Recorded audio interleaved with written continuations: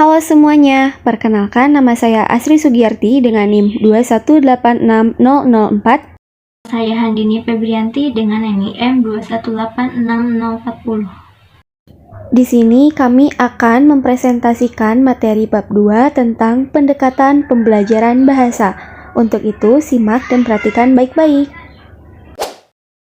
Menurut Tata Hartanti, pendekatan merupakan seperangkat asumsi yang aksiomatik tentang hakikat bahasa. Pengajaran dan belajar bahasa dipergunakan sebagai landasan dalam merancang, melaksanakan dan menilai proses belajar mengajar. Asumsi tentang bahasa bermacam-macam, antara lain asumsi yang menganggap bahwa bahasa adalah sebagai kebiasaan. Bahasa sebagai sistem komunikasi, ada pula yang menganggap bahasa sebagai seperangkat peraturan atau kaidah. Nah, teman-teman, pendekatan yang telah lama diterapkan di dalam pembelajaran bahasa yaitu pendekatan tujuan dan pendekatan struktural.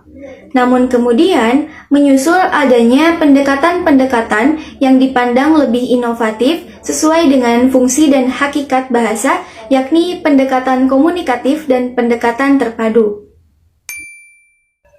Pendekatan tujuan dilandasi oleh pemikiran bahwa di dalam setiap kegiatan belajar mengajar, hal yang pertama harus dipikirkan dan ditetapkan yaitu tujuan yang akan dicapai. Dengan memperhatikan tujuan pembelajaran itu, maka akan dihasilkan metode yang digunakan dalam teknik pengajaran. Nah, jadi proses belajar mengajar itu ditentukan oleh tujuan yang hendak dicapai. Kurikulum yang berorientasi pada pendekatan tujuan ini adalah kurikulum tahun 1975. Karena orientasinya pada tujuan, maka pembelajarannya pun ditekankan untuk tercapainya tujuan tersebut. Nah, yang selanjutnya adalah pendekatan struktural, di mana pendekatan ini merupakan salah satu pendekatan bahasa yang dilandasi oleh asumsi yang menganggap bahwa bahasa itu sebagai seperangkat kaidah. Atas dasar anggapan tersebut, timbullah pemikiran bahwa pembelajaran bahasa itu harus mengutamakan penguasaan kaidah-kaidah bahasa atau tata bahasa. Oleh sebab itu, pembelajaran bahasa perlu dititikberatkan pada pengetahuan tentang struktur bahasa yang tercakup dalam fonologi, morfologi, dan sintaksis. Nah, dalam hal ini, pengetahuan tentang pola-pola kalimat, pola kata, dan suku kata itu menjadi sangat penting, dan tentu saja aspek kognitif bahasa akan sangat ditentukan. Dalam pendekatan struktural, siswa akan menjadi lebih cermat dalam menyusun kalimat, karena mereka sudah memahami kaidah-kaidahnya.